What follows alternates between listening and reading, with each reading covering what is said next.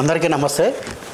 ఈరోజు మనం అల్లూరి రవిశంకర్ వీరు గత 40 సంవత్సరాలుగా కార్మిక సంఘాల్లో పనిచేస్తూ ఉన్నారు.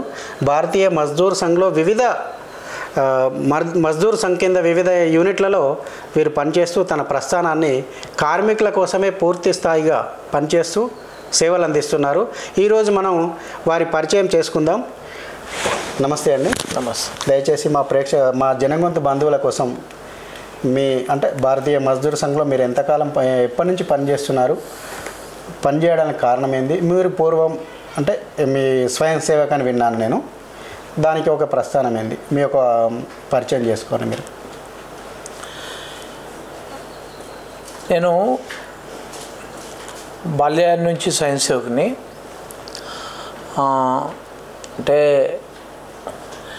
నేను సరస్వతి శిశు మందిర్లో చదువుకునేటప్పుడే ఇంటి ఎదురుకుండానే పాఠశాల ఉండేది. నాన్నగారితో షాక్కి వెళ్తూ ఉండేవాడిని. సో అట్లా నాకు సంఘం అలవాటైంది. నేను విజయవాడ శిశు మందిర్లో చదువుకున్నాను. 1వ తరగతి 2వ తరగతి వరకు. ఆ తర్వాత నాన్నగారు పోస్టల్ డిపార్ట్మెంట్లో పనిచేశారు. అక్కడ గుడివాడ వచ్చిన తర్వాత కూడా అక్కడ నేను 4వ తరగతి వరకు విద్యను అభ్యసించాను. 5వ తరగతి నాన్నగారు కూడా పోస్టల్ యూనియన్ లీడర్గా ఉండేవారు. అప్పట్లో భారతీయ మజ్దూర్ సంఘ్ యూనిట్ కూడా స్థాపించడం జరిగింది. నాన్నగారు సర్కిల్ సెక్రటరీగా, అంటే ఉమ్మడి ఆంధ్రప్రదేశ్కి అప్పట్లో పోస్టల్లో కార్యదర్శిగా ఉంటున్న సమయంలో ఇక్కడికి ట్రాన్స్ఫర్ అయినటువంటి నేపథ్యంలో ఇక్కడికి రావడం జరిగింది. ఇక్కడ నేను 5వ తరగతి నుంచి నేను ఇక్కడనే చదువుకున్నాను. అట్లనే నేను మాకు మొదట శాఖకి వెళ్ళడం, ఆ తర్వాత హోంవర్క్ చేయడం, ఇది మా అమ్మగారు కూడా మాకు నేర్పినటువంటిది. ఇంట్లో అమ్మ కూడా సేవికనే.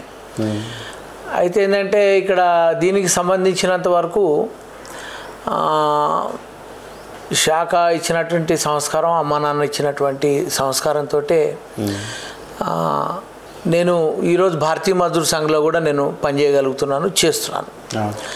భారతీయ మజ్దూర్ సంఘ్ సంబంధించినటువంటి పని చూసే ముందర నేను సంఘంలో ముఖ్య శిక్షక కార్యవాహ వరకు నేను పనిచేసి, ఆ తర్వాత కాలేజీ సమయంలో విద్యార్థి పరిషత్లో నక్సల్స్ ఉద్యమం జరుగుతున్నటువంటి సమయంలో, ఉధృతంగా తెలంగాణలో ఉన్నటువంటి సమయంలో నేను పనిచేశాను. అట్లనే నా మీద చాలాసార్లు కమ్యూనిస్టులు దాడి చేసి నన్ను కిడ్నాప్ చేయడం కూడా జరిగింది. నేను నాకు స్ట్రీట్ ఫైట్ జరిగేది. ఆ పని కూడా జరిగింది. వాళ్ళతోటి నేను చాలా ఇబ్బందుల గురించి కొంతమంది చెప్పారు, కొంచెం చూసుకుని తిరగమని కూడా. ఎందుకంటే మనము దేశం సమాజం గురించి పనిచేస్తున్నాం కాబట్టి ఈ క్రమంలో మనం తప్పకుండా ముందుకు దూసుకెళ్ళవలసిందే. ఇది ఇంట్లో నాకు ఇచ్చినటువంటి ధైర్యం, శాఖలో కూడా నేను అదే నేర్చుకున్నాను. కాలక్రమేణా రామ జన్మభూమి ఉద్యమం రావడం, ఉద్యమంలో కూడా 2 సార్లు నేను కరసేవకు వెళ్ళడం జరిగింది.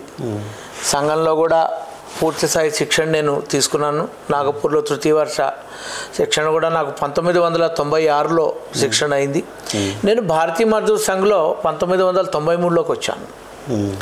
ఎప్పుడైతే సంఘం నిషేధం కాబడిందో, నిషేధ సమయంలో సంఘ పెద్దలు కూడా భారతీయ మజ్దూర్ సంఘ్లో నువ్వు వచ్చి పనిచేయాలని చెప్పేసి నాకు ఆ పని అప్పగించడం జరిగింది. ఆ రోజుల్లో 93లోనే నేను ఇంటి నుంచి బయటికి వచ్చి ఇంట్లో సంఘ కార్యాలయం బిఎంఎస్ కార్యాలయంలోనే ఉంటూ నేను ఒక జిల్లా స్థాయి నుంచి ఒక ఇండస్ట్రియల్ ఏరియా నుంచి నేను పని మొదలుపెట్టాను. ఆ రోజుల్లో పరిశ్రమల్లో యూనియన్లు ఉండేవి. భారతీయ మజ్దూర్ సంఘ్ సంబంధించినటువంటి యూనియన్లు రాజకీయాలకు అతీతంగా పనిచేయాల్సినటువంటి సంఘంగా కేవలం భారతీయ మజ్దూర్ సంఘే పనిచేస్తుంది. కాబట్టి భారతీయ మజ్దూర్ సంఘ్ ఏ రాజకీయ లబ్ధి గురించి పనిచేయదు. కాబట్టి దీన్ని నేను దృష్టిలో పెట్టుకుని అంటే మొదట్లో నాకు 21 సంవత్సరాల వయసులోనే కార్మిక రంగంలోకి రావడం జరిగింది. 21 ఇయర్స్కే మీరు 21 years ఆ రోజుల్లో కూడా నేను విద్యార్థుల గురించి పనిచేసేవాడిని, రోజు సంఘశాఖకి వెళ్ళేవాడిని. నేను ఎంతవరకు దీనిలో ఈ వయసులో నేను పరిపూర్ణత సాధిస్తాను అనేటువంటిదే నాకు సందేహంగా ఉండింది. కానీ అప్పట్లో భారతీయ మజ్దూర్ సంఘ్లో ఉన్నటువంటి జ్యేష్ఠ కార్యకర్తలు ఈగ శ్రీహరి గారు, అదేవిధంగా ఆర్వి సుబ్బారావు గారు, సామా బాలరెడ్డి గారు, వీళ్ళ యొక్క ప్రేరణతోటి నేను భారతీయ మజ్దూర్ సంఘ్లో వాళ్ళ యొక్క లక్ష్మారెడ్డి గారు వీళ్ళ యొక్క ప్రోత్సాహంతో నేను పనిచేయటం జరిగింది, పనిచేస్తున్నాను. ఆ రోజుల్లోనే వాళ్ళు చాలా ప్రోత్సహించారు, ఎప్పటికప్పుడు నాకు చెప్తూ ఉండేవారు. అంటే ఇక్కడ ఉన్నటువంటి ఆ రోజుల్లో ఉన్నటువంటి విషయాల్లోనేమో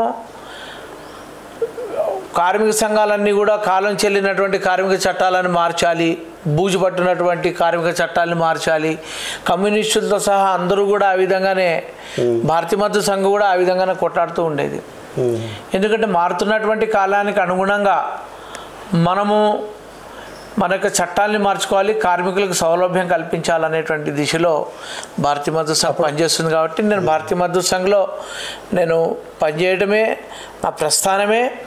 నాచారం ఇండస్ట్రియల్లో రమేష్ స్టీల్, అదేవిధంగా మౌలాలి ఇండస్ట్రియల్లో భారత్ స్టీల్, ఈ 2 కంపెనీల్లో బీహార్ వాళ్ళు పనిచేసేవాళ్ళు. బీహార్ వాళ్ళు నిత్యం కూడా ఆ స్టీల్ కొలిమి దగ్గర పనిచేస్తూ ఆ వేడికి తట్టుకోలేక అనేక రకాల వ్యాధులు వచ్చి చనిపోయినటువంటి సందర్భాలు కూడా ఉన్నాయండి. అక్కడ యాజమాన్యాలు కూడా వీళ్ళ శ్రమని దోపిడీ చేసే కానీ సరైనటువంటి వేతనాలు ఇచ్చేవి కావు. కాబట్టి ఆ క్రమంలో నేను వాళ్ళ మొట్టమొదటి నా ఉద్యమమే రమేష్ అండ్ భారత్ స్టీల్ కంపెనీతో ఉద్యమంతో నా స్టార్ట్ అయింది. మీ ప్రస్థానం అక్కడి నుంచి మొదలుపెట్టాను. ఇండస్ట్రియల్ ఏరియా నుంచి నేను మొదలుపెట్టాను యూనియన్ నాయకుడిగా. అంటే నేను కార్మికుల్ని ఆర్గనైజ్ చేసేటువంటి దిశగానే నేను పనిచేస్తుండేవాడిని. పొద్దున్న లేస్తే సాయంత్రం వరకు ఎక్కడ ఏ కార్మికులు ఇబ్బంది పడుతున్నారు, వాళ్ళ సమస్యలు ఏంటి, దీన్ని పరిశోధన చేయడానికి నేను తిరిగేవాడిని. ఒక సైకిల్ వేసుకుని నేను వెళ్తూ ఉండేవాడిని. నేను ఒక హోటల్లోకి వెళ్ళి, గుడిసెలోకి వెళ్ళి, జోటీలోకి వెళ్ళి ఛాయ్ తాగుతుంటే వాళ్ళతో కలిసి ఛాయ్ తాగుతూ పరిచయాలు పెంచుకుని వాళ్ళ సమస్యలు తెలుసుకుంటున్నాను. మీరు భారతీయ మజ్దూర్ సంఘంలో ఎప్పుడైతే ఇప్పుడు మీరు రమేష్ స్టీల్ను భారత్ స్టీల్లో మీరు మీ యూనియన్ యొక్క యూనియన్ పనితీరును స్టార్ట్ చేశారని చెప్పారు కదా. అయితే మీరు అప్పుడున్న యూనియన్లు అప్పుడు దాదాపు కమ్యూనిస్ట్ యూనియన్లు బలంగా ఉన్నాయని నేను విన్నాను. అయితే అప్పుడు ఈ కమ్యూనిస్ట్ యూనియన్లు లేదా ఇతరత్ర అన్ఈఎన్టీయూసీ ఇంకా మిగతా హెచ్ఎంయు ఈ యూనియన్లకును భారతీయ మజ్దూర్ సంఘ్కు మీరు పనిచేస్తూ గమనించిన కంపారిజన్ అంశాలు ఏమిటి అన్నది ఒకసారి మా బంధువులకు చెప్పండి. అయితే దాంతోపాటుగా నేను అసంఘటిత రంగంలో ఆటో డ్రైవర్ల గురించి కూడా ఎన్టీ రామారావు గారు ముఖ్యమంత్రిగా ఉన్నప్పుడు ఆటో డ్రైవర్ల గురించి నేను పనిచేయాలనేటువంటిది పెద్దలు చెప్పంగా నేను అప్పట్లో రేణుకా చౌదరి గారు మినిస్టర్గా ఉండేవారు ఎన్టీఆర్ రామారావు గారు గవర్నమెంట్లో. వారితోటే ఒక ఆటో స్టాండ్ ఓపెన్ చేయించాను ఈసీఎల్ క్రాస్ రోడ్లో. అదేవిధంగా దత్తాత్రేయ గారు తోటి వారు కూడా ఈ ఆటో డ్రైవర్ల సమస్యలపైన వారిని కూడా కలిసి ఆ రోజుల్లోనే నేను మాట్లాడి, ఎందుకంటే ఇక్కడ పొలిటికల్ వాళ్ళని లీడర్లకు ఉపయోగించుకోలేదు. పొలిటికల్ వాళ్ళు రాజ్యాధికారం చేపట్టినటువంటి తర్వాత రాజకీయ పార్టీలు వీళ్ళు ఎందుకు ఈ అసంఘటిత రంగ కార్మికుల్లో ఆటో డ్రైవర్ల గురించి ఆలోచన చేయట్లేదు, ఇండస్ట్రియల్ ఏరియాలో వివిధ ప్రైవేట్ ఇండస్ట్రీస్లో మినిమం వేజెస్ అంటే కనీస వేతనాల గురించి ఎందుకు ఆలోచన చేయట్లేదు. ఈ క్రమంలో వాళ్ళతో మేము కలుస్తుండేవాళ్ళం. అట్లా కూడా 2వ ఆటో స్టాండు మేము నేరమేట్ క్రాస్ రోడ్ జూబ్లీ బస్ స్టాండ్లో ఇది చేయటం జరిగింది. నేను ఎందుకు ఇవి చెప్తున్నాను అని అంటే, రాజకీయ పార్టీలకు అనుబంధంగా ఆ రోజు టీడీపీ కూడా టీఎన్టీయూసీ సంఘాన్ని ముందరకు తీసుకొచ్చింది. బీజేపీ వాళ్ళు కూడా ఇంకేదో మజ్దూర్ మోర్చా అనేటువంటిది ఒకటి ముందరకు తీసుకొచ్చారు. సో అది కాలక్రమేణా ఆ మజూర్ మోర్చా అనేటువంటిది లేదనుకోండి, పోయింది. అయితే అది కార్మిక సంఘం కూడా కాదు. అవును. కాంగ్రెస్ ఏమో ఐఎన్టీసీ యూనియన్ని తీసుకుని వచ్చింది. సో భారతదేశ వ్యాప్తంగా కాంగ్రెస్ పార్టీ ఉంది కాబట్టి. అదేవిధంగా కమ్యూనిస్టులు మేము కార్మిక సంఘాలను బేస్ చేసుకునే రాజకీయ నాయకులకు ఎదిగిన వీళ్ళు కమ్యూనిస్టులు. అంటే వాళ్లకు ప్రత్యక్ష ఎన్నికల్లో పోటీ చేసేటువంటి సామర్థ్యం లేకపోయినప్పటికీ వాళ్ళ ఉనికిని కాపాడుకోవటానికి కార్మికుల గురించి పనిచేయాలి అని అంటే ఏదో ఒక ఎమ్మెల్యేనో ఎమ్మెల్సీనో కావాలి కాబట్టి ఒకసారి టీడీపీతో ఒకసారి కాంగ్రెస్ తోటి జతగట్టుకుని ఏదో ఒకటి 2 సీట్లు సంపాదించుకుని వాళ్ళు పనిచేస్తుండేవాళ్ళు. కార్మికుల్ని రాజకీయాలకు ఉపయోగించుకునేటువంటి వాళ్ళు. మరి భారతీయ మజ్దూర్ సంఘ్ ఎప్పుడు కూడా రాజకీయంగా భారతీయ మజ్దూర్ సంఘ్ మాత్రము ఏ రోజు కూడా భారతీయ మజ్దూర్ సంఘ్ యొక్క నాయకత్వంలో కార్మిక నాయకులు కానీ రాజకీయాలకు ఉపయోగించుకునేటువంటి సందర్భం ఈ రోజు వరకు కూడా లేదు. అసలు రాజకీయ నాయకుడు కార్మిక సంఘానికి నాయకుడుగా ఉండడానికి వీల్లేదంటారు. వీల్లేదు. భారతీయ మజ్దూర్ సంఘ్లో కార్మిక నాయకుడిగా ఉండాలి అని అంటే రాజకీయ పార్టీలుగా ఏ పార్టీ కానీ అది బీజేపీనా కాంగ్రెసా టీడీపీనా కమ్యూనిస్టా ఏ పార్టీలో కూడా ఉండకూడదు. ఒకవేళ ఉండాలని కోరిక వచ్చిన రోజు బిఎంఎస్ని విడిచిపెట్టి వెళ్ళిపోవాలనేటువంటి ఒక మన సిద్ధే దత్తోపంత్ ఠేంగ్డీ గారు భారతీయ మజ్దూర్ సంఘ్ యొక్క సంస్థాపకులు. వారు ఒక సైద్ధాంతికంగా భారతీయ మజ్దూర్ సంఘం స్థాపించడం జరిగింది. ఈరోజు కూడా అదే కొనసాగుతాం. అంటే అక్కడ వివిధ రాజకీయ పార్టీల్లో పదవి ఉంటే ఇళ్ళకు రావద్దు, ఇంట్లో పదవి ఉంటే అక్కడికి పోవద్దు, దీని అర్థం అట్లా కాదు.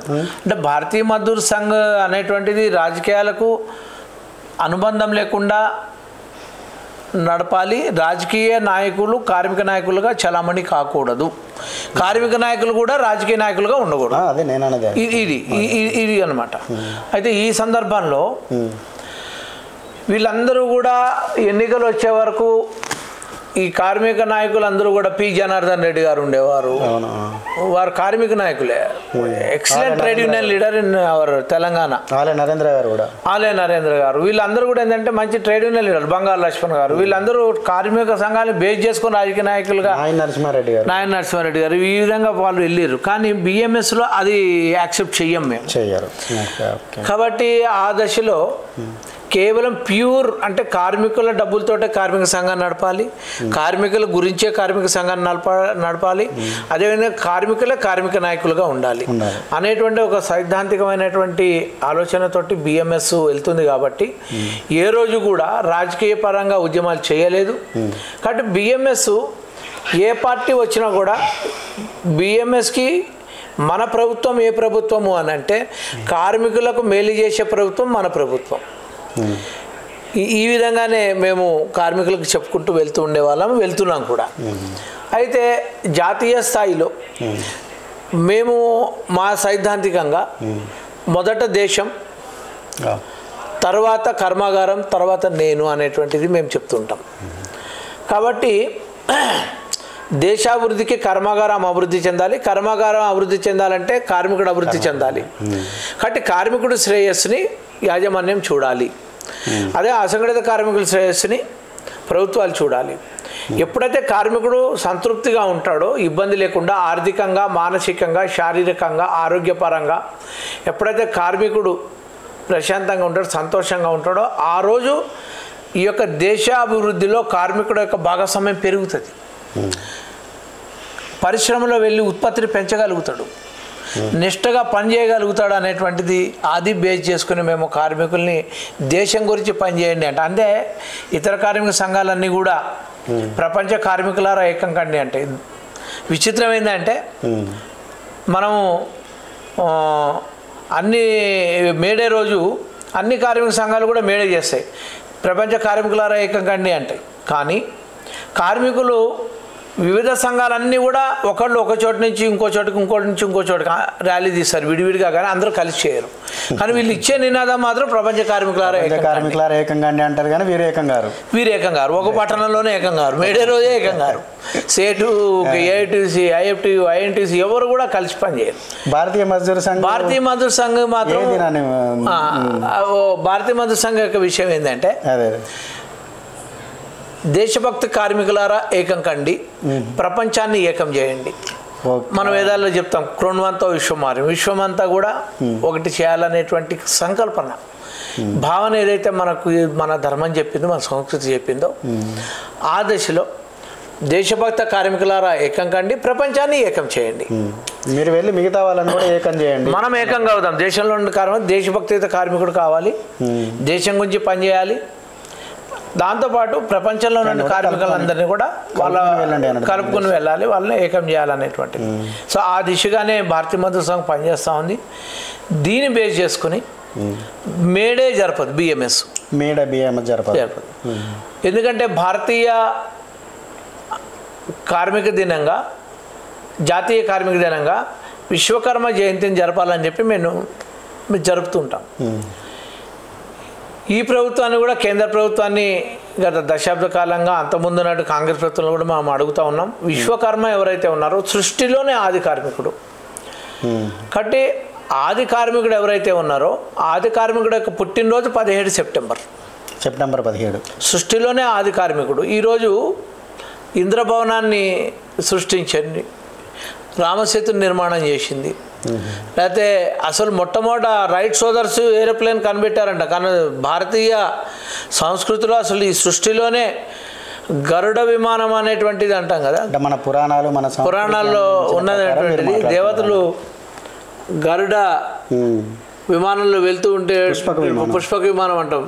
అదే రామాయణంలో రావణాసురుడు, మహాభారతంలో ఉన్నాయి. దేవతలు పుష్పక విమానంలో తిరిగేవారని. ఆ రోజుల్లోనే ఆకాశంలో విహరించేటువంటి నిర్మాణం చేసింది విశ్వకర్మనే. అంటే ఎందుకు విశ్వకర్మను గుర్తిస్తలేం మనం? కాబట్టి జాతీయ కార్మిక దినంగా విశ్వకర్మ జయంతిని మనం ఇచ్చేయాలి. పనిముట్లను సృష్టించినటువంటి వ్యక్తి వాస్తుశిల్పి కాబట్టి అతని యొక్క పుట్టినరోజుని మనం జాతీయ కార్మిక దినంగా జరపాలి. ఏదైనా కానీ ఒక భారత జాతి, భారతదేశం, ఇక్కడ ఉన్నటువంటి కార్మికులు, వాళ్ళ యొక్క ప్రాధాన్యత, ఈ యొక్క దేశానికి ప్రాధాన్యత ఇస్తూనే రాజకీయాలకు అతీతంగా, రాజకీయాలకు సంబంధం లేకుండా అధికారంలో ఏ పార్టీ ఉన్నా కూడా కార్మికుల సమస్యల పట్ల చిత్తశుద్ధిగా పనిచేసేటువంటి కార్మిక సంఘం భారతీయ మజ్దూర్ సంఘం. ఇతర సంఘాలకి దీనికి చాలా తేడా ఉంది.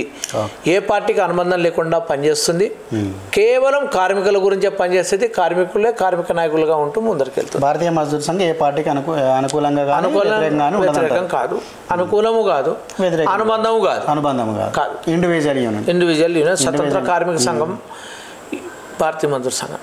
నిజంగా ఇప్పుడు మనము చూస్తున్నప్పుడు సంఘటిత రంగము, అసంఘటిత రంగము అంటే కార్మిక సంఘాల్లో ఈ రెండు పదాలను ఉపయోగిస్తుంటారు.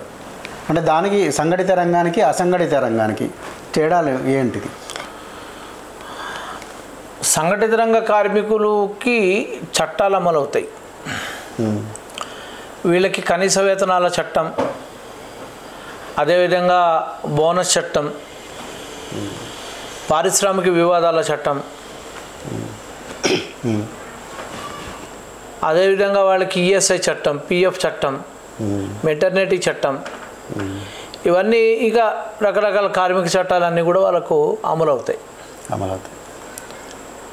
అసంఘటిత రంగ కార్మికులకు అమలు కావు. ఎందుకు కావంటే సంఘటిత కార్మికులు ఒక ఇండస్ట్రీలో, ఒక పరిశ్రమలో పనిచేస్తారు. వాళ్ళకి యాజమాన్యం ఉంటుంది, నెల జీతం వస్తుంది, వాళ్ళకు ఒక పని గంటలు ఉంటాయి, రోజు పని ఉంటుంది. అసంఘటిత రంగ కార్మికులకు యజమాని ఉండడు. వాళ్ళకి ఈఎస్ఐ, పిఎఫ్, బోనస్, కనీస వేతనాల చట్టము, పని గంటలు ఇవన్నీ ఏమి ఉండవు. వాళ్ళకి ఏముండవు. పనికి ఉపాధి భద్రత కూడా లేదు. అంటే ఉపాధి భద్రతతో పాటు రోజు పని దొరుకుతుంది అనేటువంటిది గ్యారంటీ లేదు. పని గంటలు కూడా లేవు. కాబట్టి ఏ రోజు పని దొరికితే ఆ రోజు పని చేస్తేనే తన కుటుంబం గడిచేది. అటువంటి వ్యక్తి అసంఘటిత రంగ కార్మికుడు. దురదృష్టం ఏంటంటే 1947లో స్వతంత్రం వచ్చింది. 1926లో ట్రేడ్ యూనియన్ రిజిస్ట్రేషన్ యాక్ట్ అయింది, ముందరే అయింది, 26లో బ్రిటిష్ కాలంలోనే. అయితే దురదృష్టం ఏంటంటే 1947 తర్వాత మన భారత ప్రభుత్వాలు ఏర్పడ్డప్పటికీ కూడా అసంఘటిత రంగ కార్మికుల గురించి చట్టాలని అమలు చేయాలి, చట్టాలను ఏర్పాటు చేయాలనేటువంటి ఆలోచన ఏ కార్మిక సంఘానికి కూడా లేకపోయిండే, ప్రభుత్వానికి అసలు లేనే లేదు. అంటే 1926లోనే అసంఘటిత రంగ కార్మికులు కార్మికుల్లో 2 రకాలు, సంఘటిత అసంఘటిత మీరు అన్నట్టు. కానీ అసంఘటిత రంగ కార్మికుల గురించి చట్టాలు చేయాలి, వాళ్ళకి సంక్షేమ పథకాలు, వాళ్ళకి ఫలాలు అందించాలంటే ఆలోచన రాలేదు, ఎవరు చేయలే. అసంఘటిత రంగం గురించి ప్రభుత్వానికి ఆలోచన రాలేదు. భారతీయ మజ్దూర్ సంఘ్ స్థాపన 1955 సంవత్సరంలో జరిగింది భోపాల్ నగరంలో, మధ్యప్రదేశ్లో. అయితే ఈ స్థాపన కూడా అసంఘటిత రంగ కార్మికుల నుంచే మొదలుపెట్టాం. ఒక టైలర్ యూనియన్ నుంచి మొదలుపెట్టాం తెలుగు రాష్ట్రాల్లో. బిఎంఎస్ మొదలైంది టైలర్ యూనియన్ తెలుగు రాష్ట్రాల్లో, టైలర్ తెలుగు రాష్ట్రాల్లో. వేరే రాష్ట్రాల్లో కూడా షాపు గుమస్తాల సంఘంతో ఆ విధంగానే స్టార్ట్ అయినాయి. అదేవిధంగా మత్స్య కార్మికులతో స్టార్ట్ అయినాయి, ఆటో కార్మికులతో స్టార్ట్ చేసినటువంటి పరిస్థితి ఉంది. కాబట్టి ఏంటంటే అసలు అసంఘటిత రంగ కార్మికుల్ని భారతీయ మజ్దూర్ సంఘ్ స్లోగన్ కూడా అదే, సంఘటిత రంగ కార్మికులు అసంఘటిత రంగ కార్మికుల్ని సంఘటితం చేయాలి. కాబట్టి నేను పనిచేసిన తోటి కార్మికుడు ఎవరైతే కింద స్థాయిలో ఆయన నష్టపోతూ ఉన్నాడో, అతనికి ఫలాలు అందట్లేదో అతని గురించి పనిచేయాలనేటువంటి సంకల్పం బిఎంఎస్ తీసుకుంది. కాబట్టి మేము 1955 సంవత్సరం కూడా భారతదేశంలో ఉన్నటువంటి వివిధ రాష్ట్ర ప్రభుత్వాలని, భారత ప్రభుత్వాలను కూడా మేము చెప్తా వస్తూ ఉన్నాం, అసంఘటిత రంగ కార్మికుల గురించి మీరు ఒక యోజన చేయాలి, వాళ్ళకి చట్టాలు ఏర్పాటు చేయాలని. దానిలో తెలంగాణలో వరంగల్ వాసి అయినటువంటి పెద్ద లీగా శ్రీహరి గారు ఆ రోజు భారత ప్రభుత్వము అసంఘటిత కార్మికులకు ఏ ఫలాలు అందిస్తే బాగుంటుందనేటువంటి కమిటీ వేస్తే కమిటీలో వీరున్నారు. ఈగ శ్రీహరి గారు కమిటీలో సభ్యులు. దానికి ఒక నోట్ అందించినటువంటి వ్యక్తి 1998లో వీరే, వాజ్పేయి గారు ప్రభుత్వం అన్నప్పుడు. అది కార్యరూపం దాల్చి చట్టాలను రూపకల్పన చేసుకుని బిల్లు ఆమోదం చేస్తే 1920. అంటే మూలం 1926. 1926 ట్రేడ్ యూనియన్ రిజిస్ట్రేషన్ యాక్ట్. 26 తీసేయండి, 26కి అసంఘటిత కార్మికుల సంబంధం లేదు. అసంఘటిత రంగ కార్మికుల గురించి కమ్యూనిస్టులు ఉద్యమాలు చేశామని చెప్తారు, కేవలం వాళ్ళ వెనక లక్షలాది మంది జనాలను చూపెట్టుకుని ఎంపీ సీట్లు గెలుచుకోవడానికి లేకపోతే ఎమ్మెల్యేలుగా రాజ్యాధికారం చేపట్టడానికి చేశారు తప్ప వాళ్ళ చట్టాల గురించి ఏ రోజు కూడా కమ్యూనిస్టుల యొక్క దేశంలో ఆలోచన చేయలే, మాట్లాడలేదు. బిఎంఎస్ 1955 సంవత్సరంలో స్థాపించినటువంటి తర్వాత అసంఘటిత రంగ కార్మికుల్ని ఏదైతే వాళ్ళు ఫలాలు పొందటం లేదో వాళ్ళ గురించి పనిచేయాలనే సంకల్పం తీసుకుని భారతదేశ ప్రభుత్వానికి, భారతదేశంలో ఉంటే వివిధ రాష్ట్ర ప్రభుత్వాలకి, ఏ ప్రభుత్వం ఉన్నప్పటికీ కూడా మేము అసంఘటిత రంగ కార్మికులు చట్టాలు చేయండి అని చెప్పుకుంటూ ఉద్యమాలు చేస్తూ వస్తూ ఉన్నాం. ఆఖరికి 1996లో ఏదైతే వాజ్పేయి గారు ప్రభుత్వం ఉన్నప్పుడు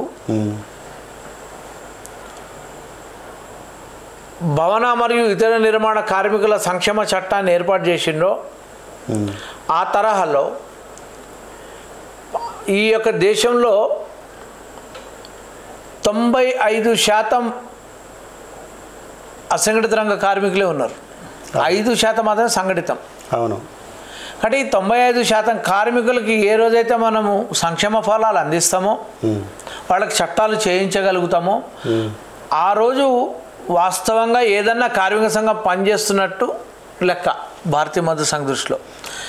కాబట్టి ఆ రోజుల్లో 1998లోనే మేము ఒక రూపకల్పన చేసి ఇవ్వడం జరిగింది. 2008లో చట్టం తయారైంది. 2020లో లోక్సభలో సెప్టెంబర్ 23వ తేదీ నాడు బిల్లులు ఆమోదించబడ్డాయి, చట్టం వచ్చింది. దాని పర్యవసానం ఈరోజు అసంఘటిత రంగ కార్మికులకు పని గంటలు కానీ వాళ్ళకు కూడా కనీస వేతనాలు ఎంత ఇవ్వాలి ఏ పనికి అనేటువంటి విషయంలో కానీ, వాళ్లకు వైద్య సౌకర్యం కానీ, వాళ్ళను కూడా పనిచేసుకునేటువంటి వ్యక్తి ఏ విధంగా ట్రీట్ చేయాలనేటువంటి విషయంలో కానీ, కాబట్టి పోలీసు ద్వారా కానీ మున్సిపాలిటీ ద్వారా కానీ ఈరోజు స్ట్రీట్ వెండర్స్ యాక్ట్ తయారైంది 2008లో. 2015లో చట్టం అయింది, 2014లో చట్టం అయింది. అది కూడా స్ట్రీట్ వెండర్స్ యాక్ట్ ఉంది. అదేవిధంగా చిరు వ్యాపారస్తులకు లోన్ కావాలి. ఇవన్నీ కూడా భారతీయ మజ్దూర్ సంఘ్ ఈరోజు కేంద్ర ప్రభుత్వంతో మాట్లాడి చేయించిందే.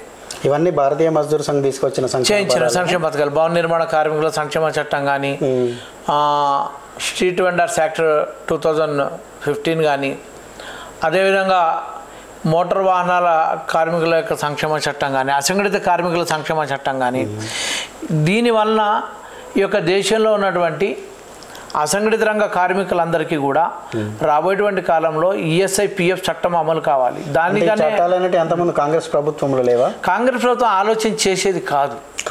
కాంగ్రెస్ ప్రభుత్వానికి ఐఎన్టీసీ సంఘంలో కొంతమంది నిజాయితీ గల నాయకులు ఉండి చెప్పినా కూడా వినేటువంటి సందర్భాలే లేవు. ఎందుకు అని అంటే అసలు ఐఎన్టీసీ యొక్క నాయకత్వమే డిఫరెంట్గా ఉంటుంది, రాజకీయంతో మమేకమైపోయి ఉంటుంది. నువ్వు మాకు చెప్పడం ఏంది అనేటువంటి విషయంలోనే ఉంటారు. వీళ్ళకి ఒక ఎమ్మెల్సీనో ఒక ఎంపీనో రాజ్యసభ ఎంపీలో ఇస్తే వాళ్ళు గమ్మున ఉండేవారు. కాబట్టి ఇక్కడ ఎంపీలు తీసుకుని ఎమ్మెల్సీలు తీసుకున్న తర్వాత ఏం పని చేస్తాం? కాబట్టి భారతీయ మజ్దూర్ సంఘం ఆ పని చేయలేదు, చేయదు కూడా. కేవలం కార్మికులకు సంక్షేమ చట్టాలని అమలు చేయటం దృష్టి పెట్టి ఈరోజు చేయటం జరిగింది. కాబట్టి రాబోయేటువంటి కాలంలో ఈ యొక్క భారతదేశ ప్రభుత్వం ఇప్పుడు కూడా విశ్వకర్మ యోజన చేసింది, స్కిల్ డెవలపింగ్ ట్రైన్ ఇస్తుంది, 0% కింద రుణాలు ఇవ్వడానికి ఏ విధంగా అయితే తాళాలు తయారు చేసింది, పూలు మాలలు తయారు చేసుకునేటువంటి వాళ్ళకి కానీ, స్ట్రీట్ వెండర్స్ కానీ, లేదా మత్స్య కార్మికులకు కానీ ఈ విధంగా ముద్రా లోన్ ఇవ్వడము, వాళ్ళకి ట్రైనింగ్ ఇవ్వడము, ఒక వెల్డర్కి ఇవ్వడము, ఒక కార్పెంటర్కి ఇవ్వడము, లేకపోతే ఒక కంశాలు అతనికి ఇవ్వడము, అంటే ఒక బంగారం పనిచేసే అతనికి, ఈ విధంగా బండలు పనిచేసేటువంటి వ్యక్తి కానివ్వండి, అనేక రకాల వ్యక్తులకి ఈరోజు వాళ్ళకు వృత్తిలో నైపుణ్యం ఇచ్చి సర్టిఫికెట్ ఇచ్చి వాళ్ళకు లోన్లు ఇచ్చి వాళ్ళ మీద వాళ్ళ కాళ్ళ మీద వాళ్ళు నిలబడేటువంటి విధంగా వాడు ఇంకొక 5 మందికి 10 మందికి ఉపాధి కల్పించేటువంటి విధంగా ఈరోజు చట్టాన్ని రూపకల్పన చేసి ఈరోజు బడ్జెట్ను కూడా బ్యాంక్ ద్వారా 0% రుణాలను ఇప్పించేటువంటి విధంగా ఈరోజు కేంద్ర ప్రభుత్వము నిర్మాణం చేస్తోంది. ఆయుష్మాన్ భారత్ లాంటి పథకాలు, అదేవిధంగా ఈ కార్మికులు ప్రమాద బీమా 10 లక్షల ప్రమాద బీమా కానివ్వండి, 399 రూపాయలకు ప్రమాద బీమా అసంఘటిత రంగ కార్మికులకు ఉన్నది. కాబట్టి రవాణా చట్టంలో కూడా ఈరోజు కేంద్ర ప్రభుత్వం తీసుకున్నటువంటి మార్పులను కూడా లోపాలుంటే మేము దాన్ని ఎత్తి చూపెడతా ఉన్నాం. ఆ రవాణా చట్టాలను కూడా మార్చాలని చెప్పేసి మేము అంటా ఉన్నాం. ఎందుకంటే ఈరోజు రోడ్డు యాక్సిడెంట్లు కావద్దు అనేటువంటి విషయంలో కానివ్వండి, లేకపోతే రోడ్డు యాక్సిడెంట్లు అయిపోయి డ్రైవర్ రోడ్డు మీద చనిపోతే ఒక లారీ డ్రైవర్, ఒక ఆటో డ్రైవరు, ఒక ట్యాక్సీ డ్రైవరు అతనికి ఏ విధంగా తన కుటుంబాన్ని మనం సర్వైవ్ చేయాలి, కాబట్టి కుటుంబ సంరక్షణ బీమా పథకం అనేటువంటిది ఏర్పాటు చేయాలి రవాణా కార్మికులకు అనేటువంటి విషయంలో కానీ మేము కేంద్ర ప్రభుత్వాన్ని ఒప్పించగలిగాం. కాబట్టి ఈరోజు ప్రధానమంత్రి మోడీ గారు కూడా హైవేల మీద విశ్రాంతి గృహాలు, ప్రాథమిక వైద్యము, అదేవిధంగా వాళ్లకు సబ్సిడీ మీద భోజనశాలలు ఏర్పాటు చేయడం లాంటివి కూడా వారు పోగొట్టడం జరిగింది. ఇప్పుడు ఒకవేళ కనుక ఈ కేంద్ర ప్రభుత్వంలో మళ్ళీ మోడీ గారు ప్రధానమంత్రి అయితే ఆటో డ్రైవర్ నుంచి మొదలు పెడితే ట్రక్ డ్రైవర్ వరకు కూడా సంక్షేమ బోర్డు ఏర్పాటు చేస్తామో అని చెప్పేసి వాళ్లకు మేము బడ్జెట్ ఇస్తామనేటువంటిది, వాళ్లకు హెల్త్ గురించి ఆలోచన చేస్తామనేటువంటిది, వాళ్ళకి రుణాలు ఇప్పిస్తామనేటువంటిది ఈరోజు కేంద్ర ప్రభుత్వము వస్తే చెప్తారు వాళ్ళు. ఒకవేళ అది కేంద్ర ప్రభుత్వము వచ్చి చేస్తే మేము దానిలో సఫలం భారతీయ మజ్దూర్ సంఘం అంటే మోటమెట్టు ఉంటుంది. ఈ ప్రభుత్వం కాకుండా ఇంకే ప్రభుత్వం వచ్చినప్పటికీ కూడా తప్పకుండా మేము ఈ యొక్క చట్టాలను అమలు చేపిస్తాం. అసంఘటిత కార్మికుల్ని మేము సంక్షేమ ఫలాలు అందించి వాళ్ళని ఒక ఉన్నత స్థాయిలో నిలబెట్టేటువంటి వరకు కూడా భారతీయ మజ్దూర్ సంఘ్ రాజకీయాల అతీతంగా అన్ని ప్రభుత్వాలతోటి మాట్లాడి అవసరం ఉంటే పోరాటాలు చేసి నేను అసంఘటిత కార్మికులకు సంక్షేమ ఫలాలు అందిస్తుందని తెలియదు. అయితే దాదాపు 1955లో భారతీయ మజ్దూర్ సంఘ్ మొదలైంది, దాని ప్రస్థానం మొదలైంది అని చెప్తున్నారు కదా. ఇప్పటి వరకు భారతీయ మజ్దూర్ సంఘ్ యొక్క సభ్యుల సంఖ్య ఎట్లా ఉంది, అంటే భారతదేశంలో దాని యొక్క పొజిషన్ ఎలా ఉంది, అదేవిధంగా భారతీయ మజ్దూర్ సంఘ్ దేశం పట్ల అనుసరిస్తున్న విజన్ ఎలా ఉంది, అదొకసారి పూర్తిగా వివరించండి చెప్పి మా బంధువులకు వివరించండి.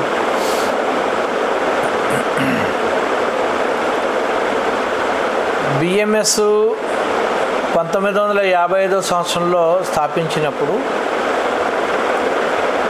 దత్తోపంత్ ఠేంగ్డీ గారు కేవలము 10 మంది సభ్యులను కూర్చోబెట్టి స్థాపించారు.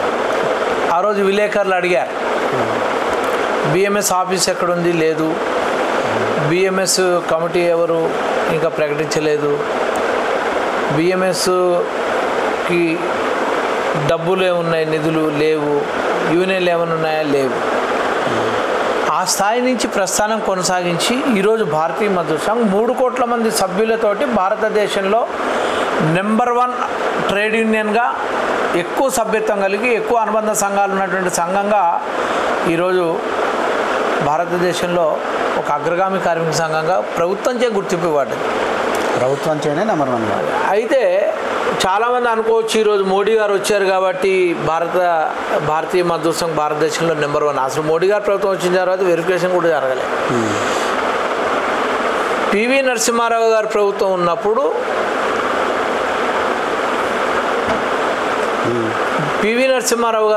ఉన్నప్పుడు భారతదేశంలో కార్మిక సంఘం వెరిఫికేషన్ ఎన్నికల్లో, సభ్యత్వ పరిశీలనలో, ఎన్నికల్లో కాదు, బిఎంఎస్ నెంబర్ 1 అని పివి నరసింహారావు గారు ప్రకటించారు. 2002లో వెరిఫికేషన్ జరిగినప్పుడు మన్మోహన్ సింగ్ ప్రభుత్వం ఉండే, వారు ప్రకటించింది ఆ ప్రభుత్వం బిఎంఎస్ నెంబర్ 1 అని. మన్మోహన్ సింగ్ ప్రభుత్వంలో కూడా బిఎంఎస్ నెంబర్ 1 అని. కాబట్టి ఈరోజు భారతీయ మజ్దూర్ సంఘ్ ఏంటంటే నెంబర్ 1 2 పోటీతో పడదు. మనము చిత్తశుద్ధిగా కల్మషం లేకుండా కార్మికుల గురించి నిరంతరం కూడా పనిచేస్తూ ఉంటే, రాజకీయాలకు అతీతంగా పనిచేస్తూ ఉంటే, ఇంతకుముందు చెప్పినటువంటి విధంగా, అదేవిధంగా ఈ యొక్క దేశాభివృద్ధి గురించి మనం పనిచేస్తుంటే, పారిశ్రామిక అభివృద్ధి, కార్మికుల అభివృద్ధి, ఈ 3 నినాదాలతో పనిచేస్తుంటాం మేము. కాబట్టి మా యొక్క విజన్ ఏంటంటే అట్టడుగున అణగారిన దేశపు భాగ్యరేఖనే మార్చడము. అట్టడుగున ఉన్నటువంటి కార్మికుడు కూడా ఒక సంక్షేమ ఫలం అందించాలి. అట్టడుగున్నటువంటి కార్మికులు ఎవరు? ఈరోజు చెత్త కుప్పల్లో చెత్త ఏరుకునేటువంటి కార్మికుడు కూడా కార్మికుడే, అతను కూడా ఫలం అందాలి. కానీ అందుతుందా? కాబట్టి కార్మిక సంఘాలు కానీ కార్మిక నాయకుల గురించి కానీ దేని గురించి పనిచేస్తున్నాం మనం? ఇది ఒక ఇండస్ట్రీలో నాయకత్వం వహించడానికి, ఈరోజు ఖద్దరు బట్టలు వేసుకోవడానికి, లేకపోతే కేవలము సంఘటిత రంగ కార్మికుల గురించే పనిచేయడానికి మన సంఘాలు పనిచేస్తున్నాయా? రాజకీయ ప్రాబల్యం గురించి పనిచేస్తున్నాయా? కాబట్టి ఈ నేపథ్యం ఉండకూడదు, ఈ లక్ష్యం గురించి పనిచేయకూడదు. ఏదైతే స్వామి వివేకానంద చెప్పారో, నా దేశంలో కుక్క కూడా ఆకలితోటి అలమటించకూడదు. ఒకవేళ ఆకలితో కుక్క కూడా అలమటించే స్థితి ఉంటే మళ్ళీ ఈ యొక్క దేశంలో పుట్టి ఈ యొక్క దేశంలో ప్రతి జీవి కడుపు నింపడానికి నేను పనిచేసేటువంటి విధంగా మళ్ళీ నేను పుట్టాలి అనేటువంటి స్వామి వివేకానంద చెప్పారు. కాబట్టి మన ధర్మం కూడా, మన సంస్కృతి కూడా అదే చెప్తా ఉంది. భారతీయ సంస్కృతి కూడా ఏంటంటే ప్రతి జీవిలో పరమాత్మని చూడాలి. కాబట్టి పరమాత్ముడు ఎక్కడున్నాడు అని అంటే ఒక కష్టించి పనిచేసేటువంటి ఒక కింద స్థాయి కార్మికుల లోపట, నిరుపేదల లోపట, వంచితుల లోపట, వంచబడేటువంటి వ్యక్తుల లోపట ఉన్నారు. సమాజం లోపట వంచబడుతున్నారు. ఈరోజు కార్మికుడికి నిర్వచనం ఏంటంటే కర్మ చేసేవాడు. కర్మ అంటే పని, ఈ యొక్క దేశంలో ప్రతి వ్యక్తి పని చేస్తేనే తన జీవనాన్ని తన కుటుంబాన్ని పోషించుకోగలుగుతున్నాడు, ముందరకు వెళ్ళగలుగుతున్నాడు. కాబట్టి ఈ యొక్క దేశంలో 95% ఉన్నటువంటి అసంఘటిత రంగ కార్మికుల యొక్క కళ్ళల్లోపట చిరునవ్వులు, ఆనందాన్ని చూసి వాళ్ళ కుటుంబాలతోటి సంక్షేమంగా నేను బతుకుతగలుగుతున్నాను అనుకున్న రోజు వరకు కూడా భారతీయ మజ్దూర్ సంఘ్ నిరంతరం పనిచేస్తూనే ఉండాలి, పనిచేస్తూనే ఉంటుంది, రాజకీయాలకు అతీతంగా పనిచేస్తూనే ఉంటుంది. కాబట్టి భారతీయ విచారధార, భారతీయ సంస్కృతి ఒక ఆలోచన లోపల మన యొక్క మహానుభావులు పనిచేసి ఈరోజు లాలా లజపత్ రాయ్, బాలగంగాధర్ తిలక్, వీళ్ళందరూ కూడా డాక్టర్ బాబాసాహెబ్ అంబేద్కర్, వీళ్ళందరూ కూడా కార్మిక నాయకులే. అంటే వీళ్ళు చూపినటువంటి మార్గం ఏదైతే ఉందో ఆ మార్గాన్ని విడిచిపెట్టకుండా ఆ కోవలోనే భారతీయ మజ్దూర్ సంఘ్ యొక్క సంస్థాపకులు పనిచేసిర్రు. ఈరోజు సుమారు యొక్క దేశం లోపల క్రియాశీల కార్యకర్తలు అనేటువంటి వాళ్ళు సుమారు 12 లక్షలు 13 లక్షల మంది భారతీయ మజ్దూర్ సంఘ్ గురించి నిరంతరం వాళ్ళ పనిచేస్తూ ఉన్నారు. అటువంటి కార్మికుల గురించి పనిచేసేటువంటి భారతీయ మజ్దూర్ సంఘ్ ఈరోజు ఈ కార్మిక లోకానికి దేశంలో ఒక ఆశాదీపంగా ఉంది. కార్మికులందరూ కూడా భారతీయ మజ్దూర్ సంఘ్ వైపు చూస్తూ ఉన్నారు. కాబట్టి వాళ్ళ యొక్క ఆశల్ని వమ్ము చేయకుండా ఏ ప్రభుత్వం ఉన్నప్పటికీ కూడా చట్టాలని, నేను ఇంతకుముందు చెప్పినట్టు కాలం చెల్లినటువంటి చట్టాలని, బూజు పట్టినటువంటి చట్టాలని మార్చండి, కానీ కార్మికులకు అనుకూలంగా మార్చండి అనేటువంటిది మేము గత ప్రభుత్వానికి చెప్పాం. ఈ చట్టాలని కనుక యాజమాన్యాలకు అనుకూలంగా చేసినట్టయితే తప్పకుండా ఏ ప్రభుత్వం ఉన్నా కూడా, ఈ యొక్క దేశంలో భాజపా ప్రభుత్వం ఉన్నా, కాంగ్రెస్ ప్రభుత్వం ఉన్నా, ఇంకే ప్రభుత్వం ఉన్నా తప్పకుండా మొట్టమొదటి పోరాటం చేసేది ఈ యొక్క కార్మికుల పక్షాన భారతీయ మజ్దూర్ సంఘే. చేసినటువంటి సందర్భాలు ఉన్నాయి.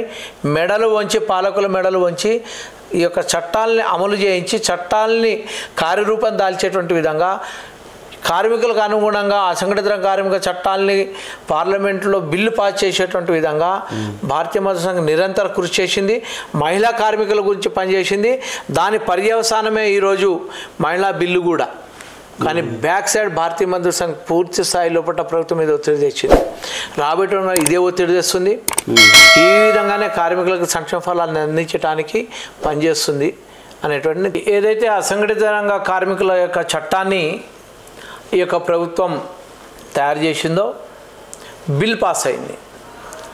ఈ అసంఘటిత రంగ కార్మికుల లోపల ఈ యొక్క దేశంలో చిట్ట చివరి కార్మికుల వరకు ఫలం అందించాలని భారతీయ మజ్దూర్ సంఘ యొక్క లక్ష్యం ఏదైతే ఉందో ఆ లక్ష్యము ఈరోజు నెరవేరబోతూ ఉంది, నెరవేరుతుంది కూడా. బీడీ కార్మికులు కానీ, మత్స్య కార్మికులు కానీ, భవన నిర్మాణ కార్మికులు కానీ, ఆటో కార్మికులు కానీ, లేకపోతే మనకు సంబంధించినటువంటి స్ట్రీట్ వెండర్స్ కానివ్వండి, అన్ని రకాల కార్మికులు కూడా వస్తారు. దానితో పాటు ఎల్ఐసి ఏజెంట్లు వస్తారు. ఎల్ఐసి ఏజెంట్లు కూడా వస్తారు. ఎల్ఐసి ఏజెంట్ జీతం పొందడు, సంఘటితం కానీ అసంఘటిత రంగ కార్మికుడు. అదేవిధంగా జర్నలిస్టులు కూడా ప్రాక్టికల్గా వాళ్ళను కూడా అసంఘటిత రంగ కార్మికుల లోపల చేర్చడం జరిగింది. చాలామందికి తెలియదు అది. ఒక యాజమాన్య కింద పనిచేస్తూ జీతం వచ్చినటువంటి జర్నలిస్టు కార్మికులు ఒక రకం అయితే, ఈరోజు జర్నలిస్టులు అనేటువంటి వాళ్ళు స్ట్రింగర్స్ ఉన్నారు. వాళ్ళ కమిషన్ ఇస్తాము, మీరు న్యూస్ తీసుకురండి అనేటువంటి క్రమంలో పనిచేయటువంటి జర్నలిస్టులు ఉన్నారు.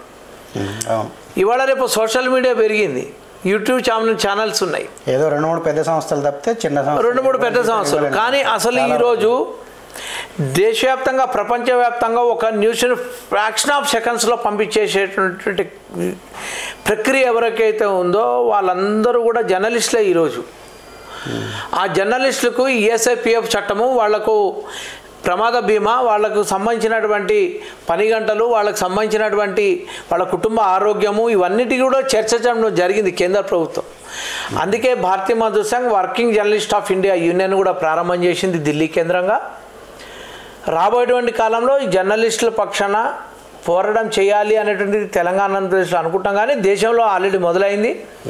రాబోయేటువంటి కాలంలో ఈ ప్రభుత్వానికి అసంఘటిత కార్మికుల యొక్క సమస్యలతో పాటు వాళ్ళలో ఒక భాగమైనటువంటి జర్నలిస్టుల పక్షాన కూడా దేశవ్యాప్తంగా ఒక ఉద్యమాన్ని భారతీయ మజ్దూర్ సంఘ్ చేపట్టబోతా ఉంది.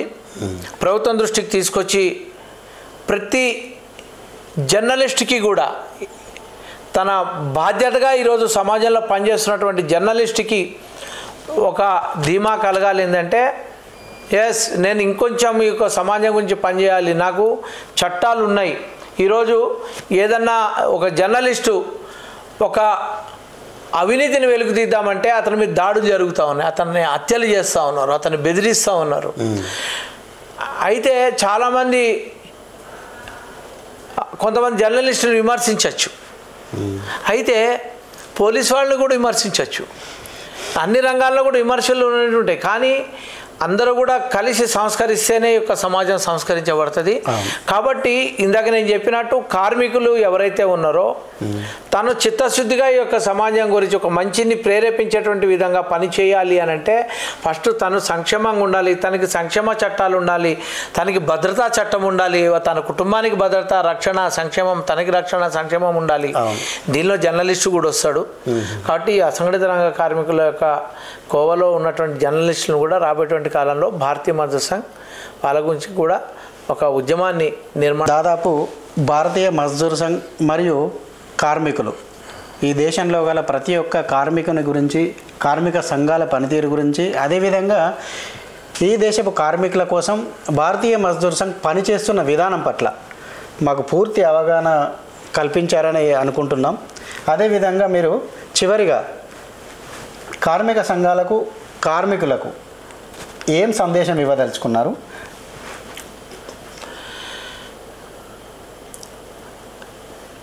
నా యొక్క 3 దశాబ్దాల కార్మిక రంగంలో నాకున్నటువంటి అనుభవం తోటి కార్మికులకి ఒక విషయాన్ని తెలియజేయదలుచుకున్నాను. ప్రభుత్వాలు వస్తుంటాయి, వెళ్తుంటాయి. రాజకీయాలు మన ఇంటి వరకే, మన గ్రామం వరకే, మన బస్తీల వరకే. ఏ రాజకీయ పార్టీ కూడా కార్మికుల గురించి చిత్తశుద్ధిగా పనిచేస్తుంది అనేటువంటిది నా అనుభవంలో లేదు. కాబట్టి రాజకీయ పార్టీ యొక్క జెండాలను పక్కన పెట్టి, సైద్ధాంతిక విభేదాలను కూడా పక్కన పెట్టి, రాజకీయాలకు అతీతంగా పనిచేసేటువంటి కార్మిక సంఘంతో మీరు పనిచేయాలి. అదేవిధంగా మనం ఏ పార్టీకి ఓటేసినప్పటికీ కూడా అధికారంలో మనకు నచ్చిన పార్టీ ఉన్నప్పటికీ కూడా కార్మికుల యొక్క సమస్యలు, సంక్షేమం విషయంలో ఎక్కడా కూడా రాజీ పడకూడదు మనం. కాబట్టి రాజీ లేని పోరాటం చేయాలి. ఆ సందర్భంగానే, ఆ నేపథ్యంలోనే మనమందరం కూడా ఈ యొక్క దేశంలో అటువంటి కార్మిక సంఘంతో వెంబడ ఉంటే కార్మికులకు సంక్షేమ ఫలాలు అందుతాయి, సమస్యలు పరిష్కారం అవుతాయి. కాబట్టి ఇప్పుడు జూన్ 4 తర్వాత ఏర్పడేటువంటి ఏ ప్రభుత్వం అయినప్పటికీ కూడా మన ప్రభుత్వం ఏది అంటే కార్మికులకు మేలు చేసేటువంటి ప్రభుత్వమే మన ప్రభుత్వం. మంచి చేస్తే మంచి అనాలి, చెడు చేస్తే ఉద్యమం చేయాలి. మనకు నష్టపరిచేటువంటి చట్టాలు వస్తే ఉద్యమం చేయాల్సిందే. ఆ క్రమంగా మీరందరూ కూడా రాజకీయాలకు అతీతంగా మన యొక్క చట్టాలని అమలు చేయించుకునేటువంటి దిశగా వెళ్ళేటువంటి బిఎంఎస్ తోటి కార్మికులందరూ కూడా కలిసి రావాలని నేను తెలియజేస్తూ ఉన్నాను. నమస్తే అండి. నమస్కారం.